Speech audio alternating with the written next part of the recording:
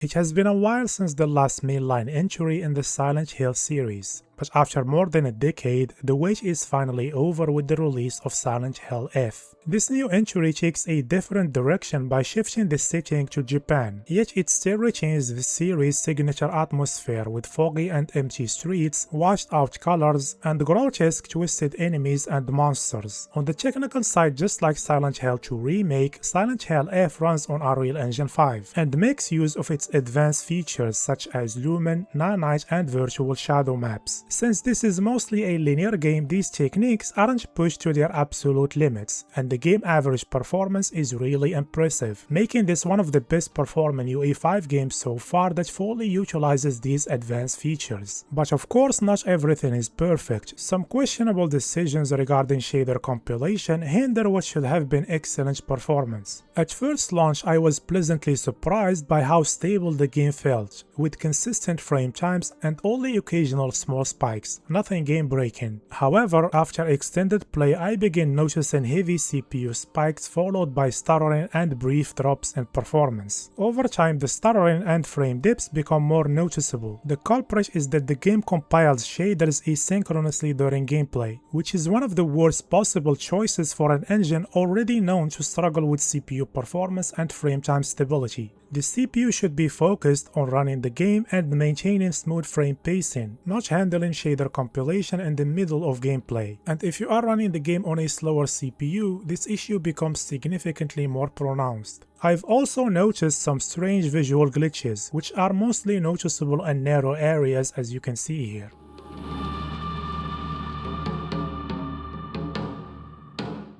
When it comes to the graphics menu, the game doesn't offer many settings, but the options available can still help improve performance significantly if used wisely. With that in mind, let's start by examining anti-aliasing and the upscaling options. At first glance, it appears we have DLSS3, FSR3, and TSR for upscaling. However, TSR runs at native resolution regardless of the anti-aliasing option, as you can see here. The anti-aliasing setting instead controls the quality of TSR's anti-aliasing, and it comes with around a 10% performance cost, which is quite high given the minimal visual improvement it provides. The only way to truly upscale with TSR is by adjusting the screen percentage. And if we run DLSS3 and FSR3 in quality mode or 66% versus TSR at 75%, TSR appears slightly sharper due to its higher resolution, but the difference is not substantial. It also struggles with virtual shadow maps as you can see here.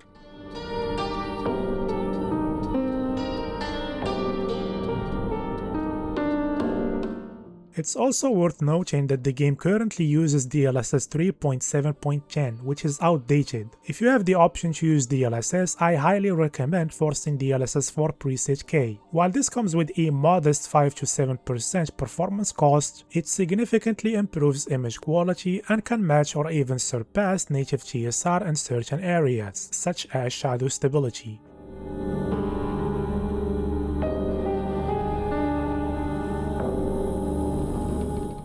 TSR isn't the only option for native resolution. We also have FXAA and the standard TAA. While both perform significantly faster than TSR, they are not recommended. TAA produces a soft and blurry image, while FXAA isn't ideal in a game where most rendering elements rely heavily on temporal accumulation.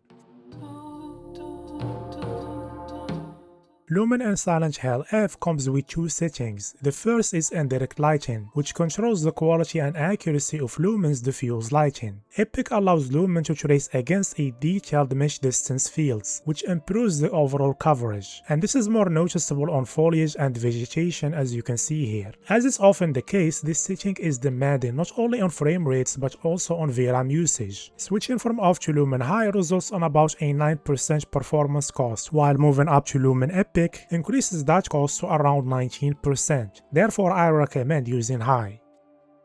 The second Lumen setting is Reflections, which controls Lumen's specular reflections. You can disable it entirely, which impacts overall lighting, or switch to screen space reflections instead. Surprisingly, the performance cost is minimal, only becoming noticeable with Lumen Epic, which incurs about a 4% performance hit. However, this could still significantly affect performance in more demanding later areas, so I recommend keeping it at Lumen High.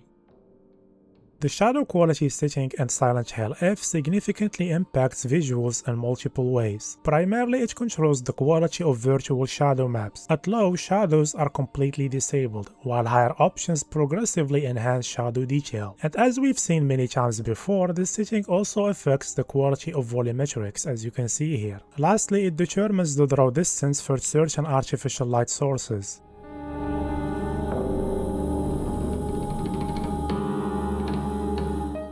And this is one of the most demanding settings in this game. Here, going from low to medium comes with a 12% performance cost, to high 18%, and to very high 31%. So for this one, I recommend medium. And if you have enough performance and VRAM to spare, use high.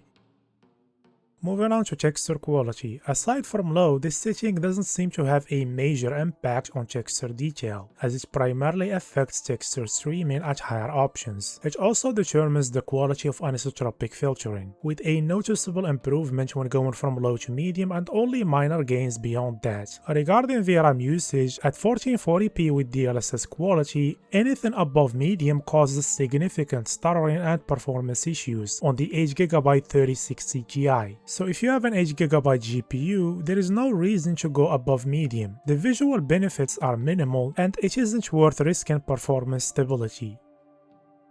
Next we have shader quality. At very high, this setting changes the surface detail of some materials, as you can see here. Though oddly enough, the results of very high don't always look better than the lower options. Beyond visuals, shader quality also controls the animation of certain elements like foliage and power lines. At low, these animations are completely disabled, while the higher options adjust the distance at which they are triggered. The performance impact of this setting varies depending on the scene. For example, in this scene, going from low to medium incurs an 8% performance cost, 9% to high, and 12% to very high. But in a different scene, the performance hit is much higher, with 18% from low to medium, 23% to high, and 25% to very high. So for this one, I recommend medium, as it keeps the animations enabled without sacrificing too much performance.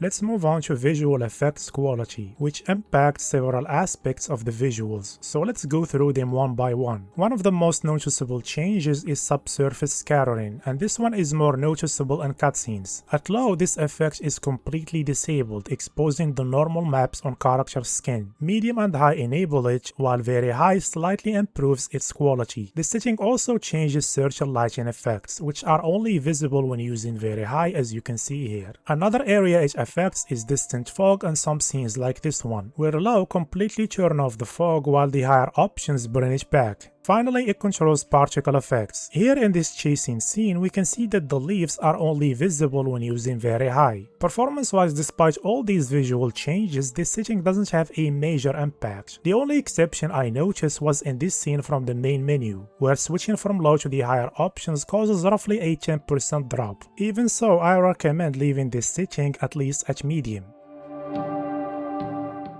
Moving on to post-processing quality, which adjusts various post-processing effects in the game. Switching from low to medium enables the vignette effect, while high and very high slightly increase bloom intensity. In this cutscene, we can also see that depth of field is only enabled on the higher options, while low disables it completely. Another effect I noticed in the main menu scene is film grain, which can only be disabled with low or medium. But in normal gameplay, at least in the early areas, this effect isn't as noticeable even with very high. And as you can see here, the performance impact of this setting is negligible. So the choice here between the options comes down to your personal preference.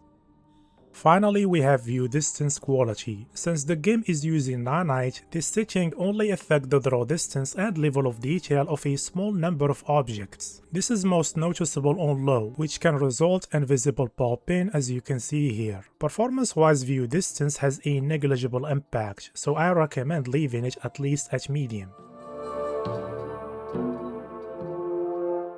So given everything we've discussed so far, these are my recommended settings for Silent Hill F.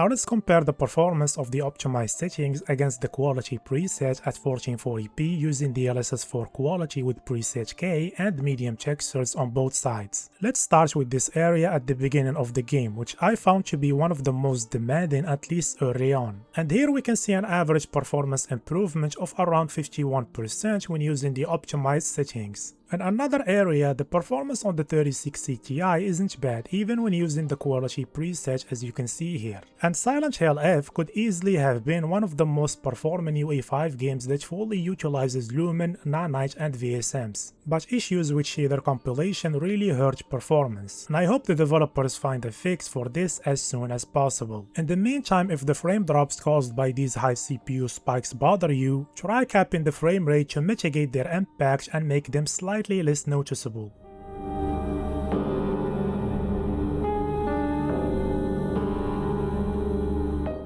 Before ending the video, I want to give a quick shout out to my Patreon. If you are able and would like to directly support my work, consider becoming a patron to get access to the highest possible quality of my latest videos, including this one. And a big thank you to all my supporters, and thanks to you as well for watching until the end. If you enjoyed the video, leave a like, and if not, leave a dislike. Don't forget to subscribe and hit the notification bell so you don't miss any future videos, and hopefully I'll see you all in the next one.